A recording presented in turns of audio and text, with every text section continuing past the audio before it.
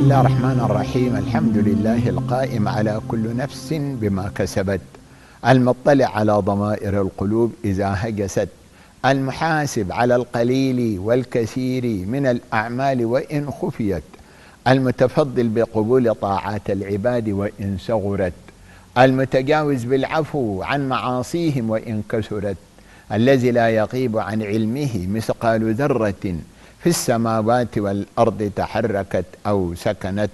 والصلاة والسلام على أشرف الأنبياء والمرسلين سيدنا محمد وعلى آله وأصحابه أجمعين. الإخوة والأخوات المشاهدون لقناة طيبة الفضائية وإذاعة طيبة الإذاعية، السلام عليكم ورحمة الله وبركاته، ومرحبا بكم في برنامج حياة البرزخ. وحياة البرزخ هي الحياة من الموت لغاية يوم القيامة. قال تعالى: ومن ورائهم برزخ إلى يوم يبعثون. وأجمع العلماء على أن أي إنسان بعد الموت يسأل بواسطة الملكين منكر ونكير، سواء قبر أو لم يقبر. وأجمع العلماء على أن أي إنسان بعد الموت إما أن يكون منعم وإما أن يكون معذب.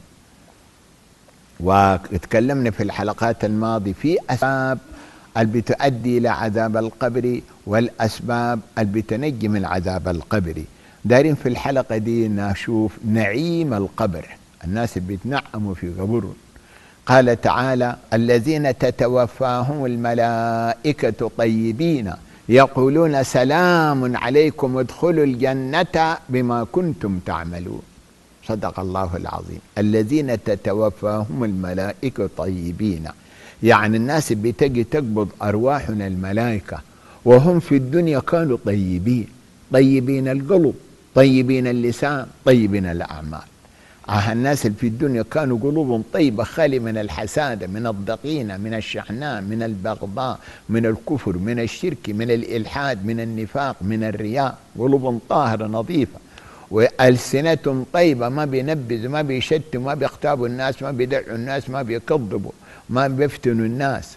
بعدينك أعمال يدين طيبات، ما بيضرن بل يد، ما بياخذن حقوق الناس. أهديل يا الزول الطيب، الزول ده عند سكرات الموت الملائكة تسلم عليه وتبشر بالجنة عند سكرات الموت. قال تعالى: الذين تتوفاهم الملائكة طيبين يقولون سلام عليكم ادخلوا الجنة بما كنتم تعملون. شوفوا البشارة دي. آيتان قال تعالى: فأما إن كان من المقربين فروح وريحان وجنة نعيم، وأما إن كان من أصحاب اليمين فسلام لك من أصحاب اليمين، وأما إن كان من المكذبين الضالين فنزل من حميم وتصلية جحيم، إن هذا لهو حق اليقين فسبح باسم ربك العظيم. العلماء قالوا ده تقسيم الناس عند سكرات الموت، انقسموا لثلاثة أصناف. فأما إن كان من المقربين، الزول في سكرات الموت ده أكان من الناس الدرجة الأولى، درجة المقربين. والمقربين هم ناس مؤمنين موحدين بالله توحيدا خالصا، مؤمنين بالله وأركان الإيمان الستة إيمانا راسخا خالي من أدنى شك. بعدين أدوا جميع الفرائض ربنا فرض عليهم، وأدوا السنن والمندوبات، وتركوا جميع المحرمات والمكروهات، وتركوا حتى بعض المباحات زهدا في الدنيا. أهديل المقربين، الملائكة عند سكرات الموت تبشر بالجنة. فأما إن كان من المقربين، يعني الزول في سكرات الموت ده كان من المقربين، فروح وريحان وجنة نعيم. فروح يعني فرح وبهجة وسرور ونعيم وجنة خالد فيها إلى أبد الآباد. هذا كان المحتضر من المقربين، درجة عالية من درجات كمال الإيمان، زول يوصل بالمجاهدة في طاعة الله. وأما إن كان من أصحاب اليمين فسلام لك من أصحاب اليمين. أما الزول في سكرات الموت كان من أصحاب اليمين، وأصحاب اليمين هم عامة المؤمنين ويسمون الأبرار. وأما إن كان من أصحاب اليمين فسلام لك من أصحاب اليمين. إذا كان المحتضر ده في سكرات الموت ده من أصحاب اليمين، فسلام لك من أصحاب اليمين معناته أنت إلى سلامة، أنت إلى سعادة، أنت إلى الجنة، أنت من أصحاب اليمين، أنت من الناس اللي بياخذوا كتاب يوم القيامة بإيدهم اليمين. تفسير ثاني قالوا وأما إن كان من أصحاب اليمين فسلام لك من أصحاب اليمين، يعني أخوانك من أصحاب اليمين الماتوا قبلك يرسلوا لك سلام. ده كله ذكروا العلماء. فأما إن كان من المقربين فروح وريحان وجنة نعيم، وأما إن كان من أصحاب اليمين فسلام لك من أصحاب اليمين، وأما إن كان من المكذبين الضالين فنزل من حميم وتصلية جحيم، إن هذا لهو حق اليقين فسبح باسم ربك العظيم. أما إذا كان المحتضر في سكرات الموت من المكذبين بالحق الضالين عن الطريق المستقيم، اللي هم الكفرة المشركين الملحدين العصاة المتمردين على طاعة الله المخالفين أوامر الله المرتكبين المحرمات، أهديلا فنزل من حميم، يعني النزل ما أعد للضيف، يعني ملائكة تقول له ضيافتك اللي هي الموية الحارة تشربها تقطع مصارينك تطلع عليك بالبر الثاني، كما قال تعالى وسقوا ماء حميما فقطع أمعاءهم، نعوذ بالله من غضب الله. يبقى ده عند سكرات الموت الملائكة تبشر الكافر المشرك الملحد المتمرد على طاعة الله المرتكب محرمات الله، تبشر بأنك أنت مكانك يوم القيامة في نقعر جهنم. وأما إن كان من المكذبين الضالين فنزل من حميم وتصلية جحيم، إن هذا لهو حق اليقين فسبح باسم ربك العظيم. يعني تقسيم الناس عند سكرات الموت بالأصناف الثلاثة دي الحق يقين. أي شوفوا أخوانا الفرق الشاسع بين الثلاثة فرق، المغربين وأصحاب اليمين وأصحاب الشمال اللي هم الكفر العصاة. نحمد ربنا على نعمة الإيمان نعمة الإسلام. عاد أخواننا عاد نتوب توبة نصوحة، كم بدر مننا شيء من المعاصي، ونحافظ على طاعتنا على طاعة الله تبارك وتعالى، أداء الفرائض ترك المحرمات، والموت ورانا عشان من ده سكرات الموت نبشر بالبشارات العظيمة دي. ذلك قال تعالى في سورة الفجر فيومئذ لا يعذب عذابه أحد ولا يوثق وثاقه أحد، يا أيتها النفس المطمئنة ارجعي إلى ربك راضية مرضية فادخلي في عبادي وادخلي جنتي. هاي شوف البشارة دي برضه يقولوا لها اللي عند سكرات الموت. برضه بشارة ثالثة رابعة قال تعالى إن الذين قالوا ربنا الله ثم استقاموا تتنزل عليهم الملائكة ألا تخافوا ولا تحزنوا وأبشروا بالجنة التي كنتم توعدون. عند سكرات الموت الناس قالوا ربنا الله ثم استقاموا على طاعة الله، هم الذين وحدوا الله وآمنوا به والتزموا بطاعة الله بأداء الفرائض وترك جميع المحرمات وساروا على الطريق ده لغاية ما ماتوا. هذيل عند سكرات الموت الملائكة تبشرهم بالجنة. إن الذين قالوا ربنا الله ثم استقاموا تتنزل عليهم الملائكة ألا تخافوا ولا تحزنوا وأبشروا بالجنة التي كنتم توعدون. زيد بن أسلم قال في تفسير الآية يبشرونه عند موته وفي قبره وحين يبعث. ابن كثير عقب على كلام زيد بن أسلم قال هذا القول يجمع الأقوال كلها وهو حسن جدا وهو الواقع. يعني معنى الآية معنى التفسير إن المسلم القال ربي الله ثم استقام على طاعة الله، أدى الفرائض ترك المحرمات، رسخ إيمانه بطاعة الله وتاب توبة نصوحة من المعاصي الكبائر، هذا عند سكرات الموت الملائكة تبشر بالجنة، ما تخاف ما تحزن أبشر بالجنة. كذلك نزلنا في ود اللحد وسوينا التربة وجينا راجعين خلينا وحيد في ود اللحد تنزل عليه ملائكة الرحمة، الروح ترجع في الجسد وتنزل عليه ملائكة الرحمة تبشر ما تخاف ما تحزن أبشر بالجنة. يوم القيامة البشارة الثالثة يوم القيامة أول ما يقوم من قبره قبل ما يشاهد أهوال يوم القيامة تنزل عليه ملائكة الرحمة بالثلاث بشارات ما تخاف ما تحزن أبشر بالجنة.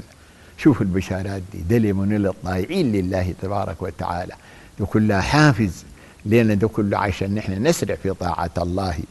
أما الأحاديث كثيرة في نعيم القبر، منها عن عبد الرحمن بن كعب بن مالك رضي الله عنه قال: سمعت رسول الله صلى الله عليه وسلم يقول: نسمة المؤمن طائر يعلق في شجر الجنة حتى يرجعه الله إلى جسده يوم يبعثه. رواه الإمام مالك في الموطأ، ورواه الإمام أحمد في المسند، ورواه الترمذي، وقال: حديث حسن صحيح. حديث عظيم. ابن كثير أورد هذا الحديث في تفسيره كرره 4 مرات، وقال: هذا إسناد عزيز عظيم اجتمع فيه 3 من الأئمة ال4 أصحاب المذاهب المتبعة، فإن الإمام أحمد رواه عن الإمام الشافعي، الإمام الشافعي رواه عن الإمام مالك، الإمام مالك رواه عن الإمام الزهري، الإمام الزهري رواه عن عبد الرحمن بن كعب بن مالك، عبد الرحمن بن كعب بن مالك رواه عن أبيه كعب بن مالك المشهور المذكور في سورة التوبة في قوله تعالى: وعلى الثلاثة الذين خلفوا. حديث عظيم. العلماء قالوا هذا الحديث فيه بشارة لكل مؤمن تغي بعد الموت روحه حتدخل في شكل طير، ويأكل من فواكه الجنة ويشرب من نهر الجنة، ويوم القيامة لما تعداك الروح تطلع من شكل الطير تدخل في جسد الآدمي ويخلد في الجنة. بشارة عظيمة.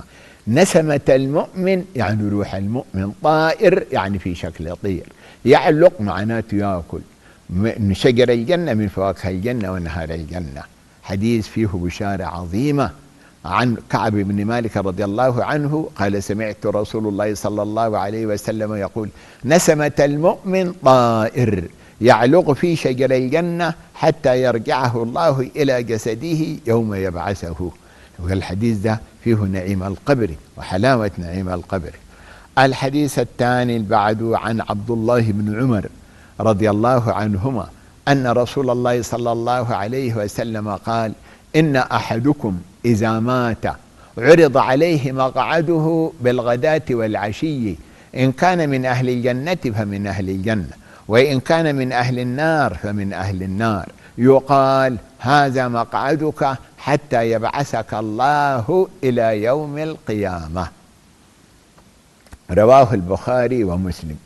إن أحدكم إذا مات عرض عليه مقعده بالغداة والعشية، يعني معنى الحديث أي زول بعد الموت إذا كان زول مؤمن موحد طايع لله مرتين في اليوم، أول النهار وأول الليل، يوروه قصور الحيمشي لها يوم القيامة. شايف القصور السمحات ديك، البساتين، الأنهار، الحور العين، الغلمان المخلدون، أنهار اللبن، أنهار العسل، النعيم ده كله شايفه. نعم، ده كله مكانك حتمشي له يوم القيامة.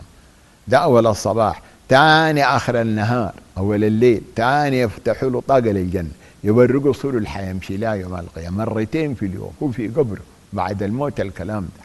والموت ما هو عدم، إنما هو انتقال من حياة لحياة.